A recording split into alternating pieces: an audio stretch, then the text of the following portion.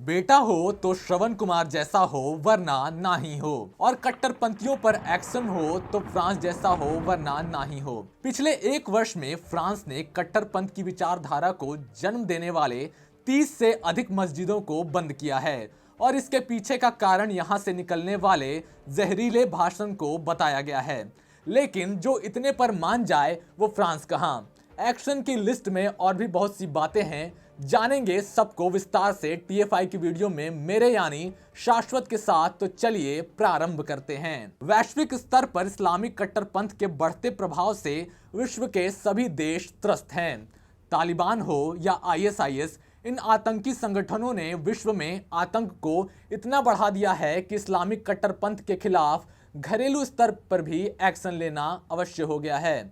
पिछले कुछ वर्षों में फ्रांस एक ऐसा देश रहा है जो इस तरह के कट्टरपंथ के खिलाफ मजबूती से लड़ा है। दरअसल एक रिपोर्ट के अनुसार कि पिछले एक वर्ष में फ्रांस ने कट्टरपंथ की विचारधारा को जन्म देने वाले 30 से अधिक मस्जिदों को बंद किया है। इसमें कोई संदेह नहीं है कि कट्टरपंथी इस्लाम का मुख्य उद्देश्य ही दारुल हर्ब की स्थापना करना है, अर्थात एक ऐसा इस्लामिक शासन जो शरिया संचालित हो। यह भयावह प्रयास वैश्विक स्तर पर चल रहा है, लेकिन इस प्रयास के प्रतिकार का प्रथम पर्याय फ्रांस बना है। फ्रांस की राजनीतिक व्यवस्था ने दूरदृष्टि का परिचय देते हुए इस षड्यंत्र पर दो तरफा प्रहार किया है, पहला मस्जिदों पर और दूसरा कट्टरपंथी इस्लामी संगठनों पर। इसी बीच फ्रांस के आंतरिक मामलों के मंत्री गोराल्ड डार्मेनिन ने कहा था कि उन्होंने 6 महीने पहले भी एक मस्जिद को बंद करने की प्रक्रिया शुरू कर दी थी।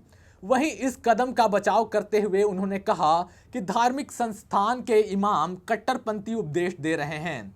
गेराल्ड डार्मेनिन ने एक निजी टीवी चैनल को बताया कि उन्होंने भड़काऊ उपदेश के कारण पेरिस से लगभग 100 किलोमीटर उत्तर में 50,000 आबादी वाले शहर ब्यूवाइस में मस्जिद को बंद करने की प्रक्रिया की शुरुआत की थी। फ्रांसीसी मंत्री ने इमाम पर अपने उपदेशों में ईसाइयों, समलैंगिकों और यहूदियों को निशाना बनाने का आरोप भी लगाया।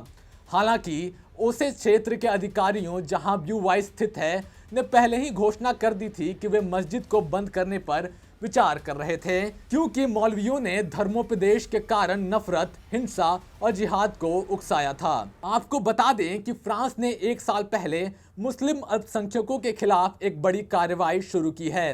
फ्रांसीसी अधिकारियों द्वारा स्कूलों, मुस्लिम संगठनों और मस्जिदों को बंद करने के निर्णय की वैश्विक नेताओं, मानवाधिकार समूहों और कार्यकर्ताओं ने आलोचना की है, जो इस कदम को फ्रांस में अधिकारों और स्वतंत्रता पर गंभीर हमला बताते हैं। इस्लाम में मस्जिद धार्मिक स्थल से अधिक एक राजनीतिक मुख्यालय के समतुल्य हैसियत रखते हैं।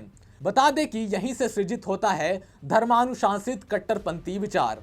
बीते एक साल में फ्रांस ने 89 संदिग्ध मस्जिदों का निरीक्षण किया और इसमें से 1/3 यानी करीब 30 मस्जिदों को बंद कर दिया है। वहीं फ्रांस ने इन विवादित मस्जिदों को बंद करने का अभियान नवंबर 2020 में शुरू किया था। फ्रांस की संसद ने इसी साल जुलाई में एक विधेयक पारित किया था, जिसका मकसद मस्जिदों और अन्य धार्मिक संगठनों के ऊपर सरकारी निगरानी को मजबूत करना और इस्लामिक चरमपंथियों के आंदोलनों के प्रभाव को खत्म करने के साथ साथ आवश्यकता अनुसार उन्हें प्रतिबंधित करना भी है। फ्रांसीसी सरकार द्वारा विभिन्न इलाकों में स्थित 6 और मस्जिदें बंद करने पर विचार हो रहा है। इतना ही नहीं, फ्रांस ने मस्जिदों के अलावा 650 अन्य इस्लामिक धार्मिक स्थलों को भी प्रतिबंधित कर दिया है। इससे पहले गृह मंत्री गेराल्ड डार्मेनिन के आधिकारिक बयान के अनुसार राजनीतिक इस्लाम को बढ़ावा देने वाले 5 मुस्लिम संघों को बंद कर दिया गया था। साथ ही अलगाववाद रोधी कानून के तहत देश में ऐसे 10 विवादास्पद संगठनों को बंद करने पर विचार चल रहा है। इस संदर्भ में फ्रांस की पुलिस ने देश में 24,000 जगहों की जांच भी की है। गृह मंत्री के अनुसार अभी तक हुई कार्रवाई में 205 संघों के बैंक खातों को बंद किया गया है और 2 इमामों को देश से बाहर निकाला गया है। गृह मंत्री गेराल्ड ने अपने बयान में कहा है कि विदेशी धार्मिक अधिकारी वर्ष 2023 से फ्रांस में नहीं आ सकेंगे। वहीं जो विदेशी धर्माधिकारी यहां आ चुके हैं, उनके निवास परमिट को बढ़ाया नहीं जाएगा। बताते चलें कि 57 लाख की आबादी वाले फ्रांस सबसे ज्यादा मुस्लिम आबादी वाला यूरोपियन देश है। फ्रांस अथॉरिटी इस्लामिक प्रकाशक को भी खत्म करने के बारे में सोचा जा रहा है। इस संगठन ने पिछले साल जून 2020 में पेरिस में अमेरिकी दूतावास के बाहर पुलिस हिंसा के खिलाफ प्रदर्शन किया था। NAWA फ्रांस के दक्षिणी कस्बे में अपना प्रभुत्व रखता है। यहाँ उस पर यहूदियों को डराकर भगाने और समलैंगिकों के खिलाफ पत्थरबाजी को वैध बताने का आरोप भी है। दरअसल जनवरी 2015 में दो मुस्लिम बंदूकधारियों ने पैगंबर मोहम्मद पर कथित रूप से एक कार्टून प्रकाशित करने के लिए 12 लोगों की हत्या कर दी थी। इसके अतिरिक्त सैमुअल पेटी को इस्लामवादियों द्वारा अक्टूबर 2020 में नागरिक शस्त्र की कक्षा के दौरान पैगंबर मोहम्मद के कार्टून दिखाने पर सिर कलम कर दिया गया था। सिर का काटना इस्लाम की सहिष्णुता के फ्रांसीसी इतिहास में एक महत्वपूर्ण मोड़ था। ऐसे में कट्टरपंथियों के कुकृत्यों पर इमैनुअल मैक्रों की सरकार लगाम कसने को लेकर अपनी कार्रवाई शुरू कर चुकी है।